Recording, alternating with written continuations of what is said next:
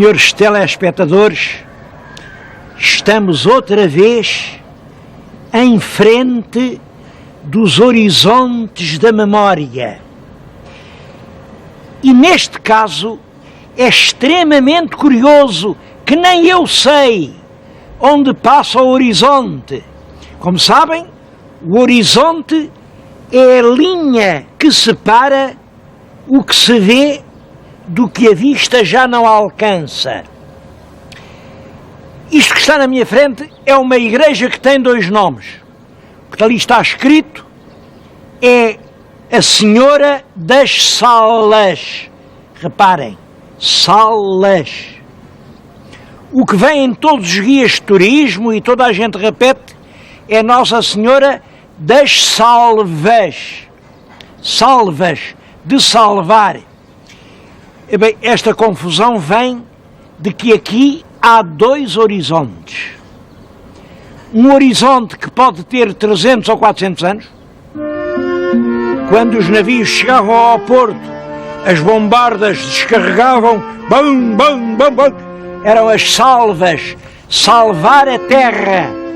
E como o Vasco da Gama deve ter chegado aqui, com certeza que salvava. E esta igreja que ele fez era a Senhora das Salvas.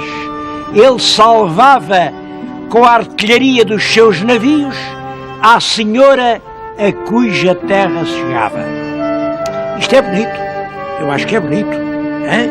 Vem ao longe os navios, os canhões, baforavas de pólvora, bum, bum. Só que o Vasco da Gama não dizia nada disso, dizia uma coisa mais simples. Senhora das Salas. Salas. E isto tem a ver com o lugar.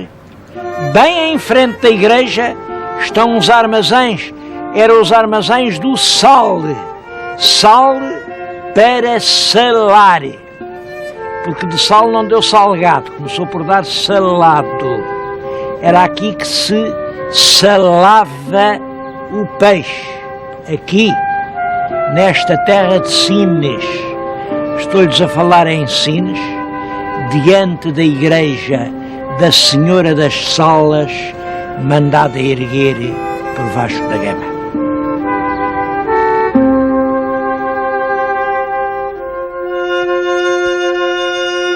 É isso o que nos dizem estas pedras.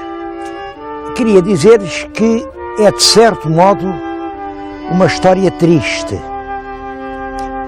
Vasco da Gama, depois da sua grande viagem em que descobriu o caminho marítimo para a Índia, tinha uma aspiração, havia algo que ele desde há muito tempo queria. Ele queria fazer uma casa em Sines. E mandou fazer uma casa, aqui bem perto. Pôs-lhe uma pedra, mas a terra tinha dono, o dono era o senhor Dom Jorge. O senhor Dom Jorge era um senhor assim, um senhor perfeitamente insignificante, mas que era filho del rei Dom João II e era mestre da Ordem de Santiago. Como tal, era o dono destas terras todas. E acontece isto. Os homens pequenos nunca suportam a companhia dos grandes.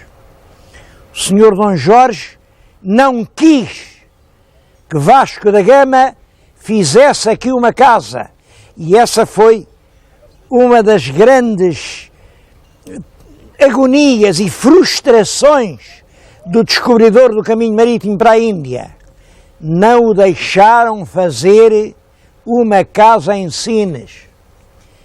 É claro, já depois de morrer o senhor Dom Jorge, já depois do próprio Vasco da Gama estar morto, porque aqui diz 1529, é portanto 4 anos depois da morte, que a capela foi construída e que se pôde aqui escrever, e então para todo sempre, esta casa de Nossa Senhora das Salas mandou fazer o magnífico senhor Dom Vasco da Gama, conde da Vidigueira e almirante das Índias.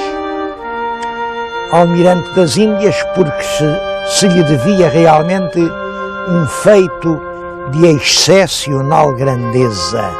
Tinha sido o primeiro europeu a navegar diretamente de um porto da velha Europa até aos velhos portos da Índia. E que razões teria Vasco da Gama para querer que a casa fosse em Sines? Em Sines, e por que não, num sítio qualquer, há tanta terra em Portugal. Bom, eu penso, é uma ideia minha, mas penso que a verdadeira razão era esta: passarinho da Serra de Estrela, onde se cria, lá se deseja. Isto é um provérbio do povo português. Creio que Vasco da Gama se criou aqui nesta vila, andou aqui nesta ribeira. Vêem em frente uma casinha que tem uma ladeira com vegetação. Aquele mato era a horta de Vasco da Gama, e aquela casinha pequenita que lá se vê é o que resta da casa que o famoso navegador ali quis construir. E quis construir porque o rei Dom Manuel, quando ele voltou da viagem, disse: pronto, eu vou-te dar o senhorio de Sines. Claro, vou-te dar quando puder, vou-te dar quando for minha, porque por enquanto é do tal senhor Dom Jorge, é da Ordem de Santiago. Mas eu vou trocar e depois te dou. Acho que Vasco da Gama não quis esperar, ele não era homem assim para esperar muito tempo por coisa nenhuma. Começa a construção, vem o Dom Jorge, protesta, embarga as obras, o rei deu razão ao Dom Jorge e Vasco da Gama passou pelo vexame de ver a sua própria casa derribada e ele proibido de vir aqui a Sines. Só muito mais tarde é que veio a ter, enfim, uma terra dele que ele comprou. Teve que comprar a terra da Vidigueira e o rei então fê-lo conde da Vidigueira. Mas a terra com a qual ele sonhava, a terra da sua infância, a terra à qual ele queria deixar ligado o nome, isso era Sines. Daí a importância de Sines em tudo o que se refira à descoberta do caminho marítimo para a Índia. Mas eu agora vou aqui, em frente de Sines, falar-lhes da viagem.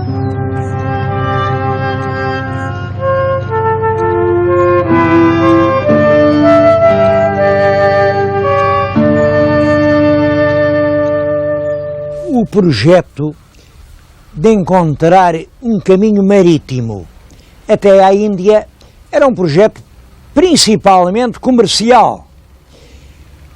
O que acontece era isto: a Índia era a região onde se produziam as especiarias. Especiarias era a pimenta, era a canela, era a noz moscada, era o gengibre, era um conjunto de produtos que a Europa estava habituada a eles, precisava deles para conservar os alimentos, precisava deles para a comida, para os remédios de farmácia, para as escolas, para as drogarias. Tudo isso tornava as especiarias indispensáveis e elas vinham da Índia. Eu tenho aqui junto de mim um trecho do mapa mundi. Isto é a Índia, como veem. Aqui se davam as ricas especiarias que vinham realmente à Europa e vinham por uma de duas vias, ou por esta, é o Golfo Pérsico, atravessavam aqui esta zona montanhosa e vinham dar a estes portos do Oriente do Mediterrâneo. Depois eram levadas por navios até à Itália. Ou então contornavam a Península da Arábia, subiam todo o Mar Vermelho, aqui tinham que atravessar a Península do Sinai, porque nesta altura, claro, não havia ainda Canal de Suez, e vinham também dar à Itália. Era isto que fazia a riqueza das cidades italianas. Génova, Veneza, Florença, porque realmente era um magnífico comércio. Naturalmente que as especiarias chegavam aqui caras, como calculam, além do preço dos barcos, havia que depois em terra tinham que estar sempre a pagar, onde sempre que passavam por um porto, sempre que passavam por um castelo, pagavam uma quantia. E quando eram negociadas aqui, para depois serem distribuídas pela Europa, chegavam por um preço muito elevado. É claro, o rei de Portugal teve uma ideia. E se nós, saindo aqui do Tejo, nas nossas caravelas, que já tinham provado que podiam ir tão longe, imaginem que a gente fazia isto. Um caminho direto de Lisboa à Índia. Bom, foi realmente a proeza de Vasco da Gama. Em 1497 sai de Lisboa, passa nas Canárias onde não para, faz escala em Cabo Verde, depois fez uma grande deslocação neste sentido, passou perto do Brasil, rodou aqui rente ao Cabo da Boa Esperança, foi uma viagem extremamente difícil, mas em maio de 1498 chegou a Calicut. Isto é de uma enorme importância porque põe, ou pode pôr, nas mãos dos portugueses o monopólio das especiarias orientais. Bom, é qualquer coisa parecida com a gente agora ter um monopólio, imaginem, por exemplo, do petróleo. De um momento para o outro, ficávamos uma nação rica. Isso acabou por não acontecer, mas eu agora não vou falar nesses pormenores, mas de pormenores só queria falar-lhes num. Eu nestes programas evito muito dizer aquilo que já toda a gente sabe, mas aproveito as oportunidades para contar aquilo de que toda a gente se esquece, ou finge que se esquece. Sabem qual foi uma das consequências da viagem de Vasco da Gama? Pouco tempo depois de chegar a Madrid, a notícia de que Vasco da Gama tinha chegado à Índia, os reis católicos mandaram um emissário até ao Novo Mundo, estava lá o Colombo, estava o grande navegador Cristóvão Colombo, e sabem o que eles fizeram ao Colombo?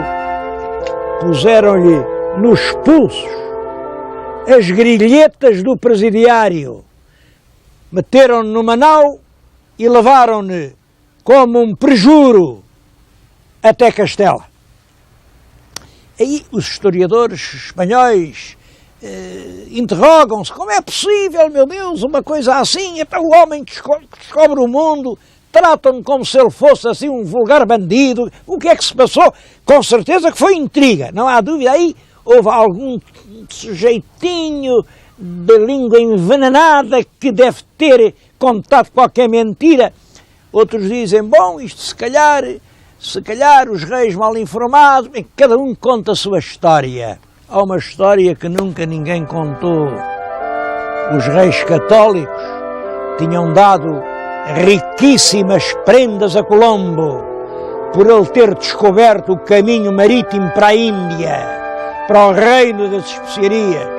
E de repente chegava um correio de Portugal e dizia que afinal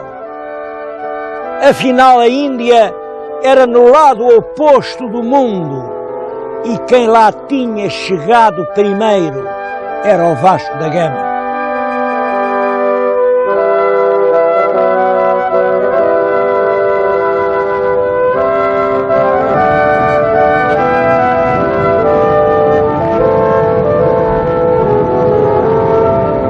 Um dos aspectos que eu considero realmente muito importantes da viagem de Vasco da Gama é que essa viagem foi adotada por um grande poeta português para tema de um poema que ele andava a escrever. Esse grande poeta era um homem pobre e infeliz que se chamava Luís Vaz de Camões. E o poema que ele andava a escrever eu tenho na minha mão. São os Lusíadas. Ele teve que fazer, a certa altura da vida, a mesma viagem que o Vasco da Gama, mas é claro, contou isso com uma grande fantasia. Por exemplo, é verdade que o Vasco da Gama dobrou o Cabo da Boa Esperança, passou do Atlântico para o Índico, como eu há bocadinho mostrei. E ele aí, exatamente nesse momento, que é um momento decisivo, colocou uma lenda inteiramente inventada por ele. Camões ousou dizer algo que nunca tinha sido dito. Diz que quando o Gama passava pelo Cabo da Boa Esperança, apareceu uma nuvem que realmente não estava lá. Uma noite, estando descuidados, na cortadora proa vigiando, uma nuvem que os ares escurece, sobre as nossas cabeças aparece. A nuvem dá voltas e de repente a nuvem tem cara de gigante. Como vê, isto é um fantasma, uma coisa horrorosa. É um tipo destes que sai do mar. Sabem o que é que o gigante tinha para contar? Tinha para contar uma doce e triste história de amor, exatamente igual àquela que aconteceu a Camões. Um dia viu uma menina de braços e pernas brancas que saía das ondas e que o enfeitiçou para sempre. Ele ficou apaixonado. O que é que acontece a um homem apaixonado? Acontecia no meu tempo, agora no vosso já acho que não. No meu tempo a gente ia ter com a mãe da menina e dizia: olha, eu gosto muito da sua menina. A mãe da menina chamava-se Doris e a mãe da menina não o desanimou. A mãe da menina disse: bom, vamos lá ver, eu vou ver se eu... Os Lusíadas dizem: eu buscarei maneira. E o Camões caiu naquele engano, acreditou que sim, que a mãe da menina ia arranjar maneira de o casar com a menina. E esperou, a essa altura fartou-se de esperar. Eu acho que aqui o que os Lusíadas dizem é que ele pôs o carro adiante dos bois. Houve uma noite em que se abraçou à menina e tudo aquilo em que ele sonhava se foi realidade. Só que quando acordou daquele sonho, viu-se abraçado a um penedo negro e longínquo. Converte-se-me a carne em pedra dura, em penedos os ossos fizeram. Camões tinha ousado fazer amor com a filha dos amos da casa onde servia, e a pena era exatamente essa, a condenação à morte com os servidores que ousavam amar a filha dos senhores a quem serviam. Pouca gente sabe que esse episódio do Adamastor, de quem toda a gente fala, o Adamastor, fizeram monumentos, fizeram estátuas. O Adamastor é precisamente o símbolo do homem do povo que ousou subir acima da sua condição e amar a jovem senhora, filha daqueles grandes de quem era servidor.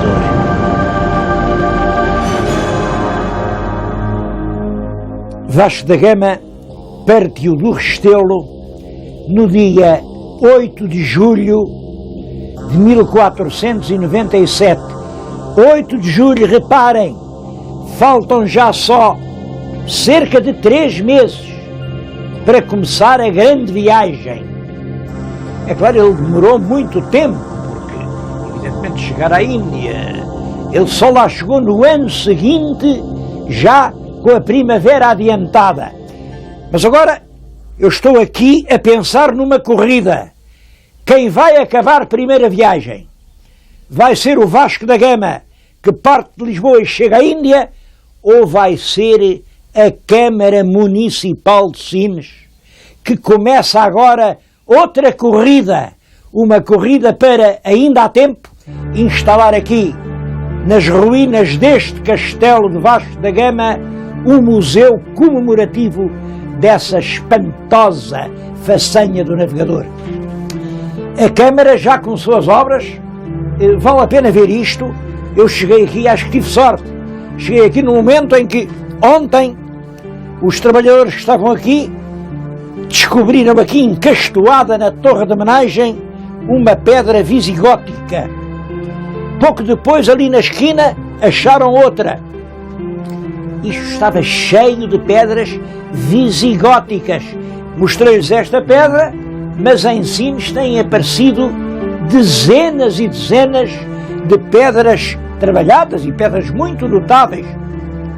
Também lhes queria falar nisso. Essas pedras constituem hoje um museu arqueológico municipal, mas se esse milagre das pedras estarem todas juntas, não terem levado descaminho, como acontece em toda a parte do país, deve-se a um investigador ilustre, José Miguel da Costa. É na casa dele que se podem ver as pedras visigóticas da velha basílica, eu penso que era uma basílica que havia em Sines.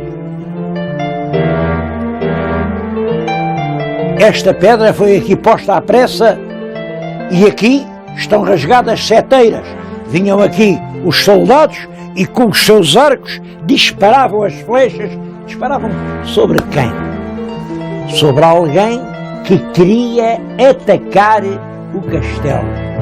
Não sei se eram corsários, não sei se eram outros povos invasores. O certo é que isto foi aproveitado já no século XV para fazer aqui uma fortificação que defendesse os pescadores que queriam fazer a sua vida dos constantes ataques dos corsários mouros. E então o rei mandou fazer estes castelos que afastavam os mouros. Ora, deste castelo, o alcaide foi o pai do Vasco da Gama, era o Estevão da Gama. Está ali uma porta que é do século XV. Como o Vasco da Gama nasce nos meados do século XV, posso garantir, isso pode-se garantir, por aquela porta terá passado muitas vezes o navegador. E são estas lembranças que a Câmara vai aproveitar para fazer o Museu de Vasco da Gama. Não vai ser só Lisboa, com a Expo, não vai ser só o Porto, com essa grande exposição que se está a preparar, não vai ser só Évora. Quem quiser visitar o próprio ninho em que o herói nasceu, terá que vir a Sines. Claro que isto, o tempo passa muito depressa, e isto agora é uma corrida que eu vou dar o sinal da partida. Daqui a 3 meses, Vasco da Gama vai partir para a Índia, vai dar quase a volta ao mundo e vai chegar à corte do Samorim. A Câmara também não tem muito mais tempo para acabar estas obras, restaurar o que foi o palácio, trazer para aqui todas as lembranças da velha Sines, fazer aqui o Museu de Vasco da Gama, de tal maneira que quem vá à Expo não se contente lá com Lisboa, tenha que vir até aqui a Sines. Que diabo, é tão perto. Vocês sabem que Lisboa a Sines hoje é 1 hora de automóvel, então não vale a pena vir aqui, é 1 hora. Façam a experiência e vão ver se não vale a pena.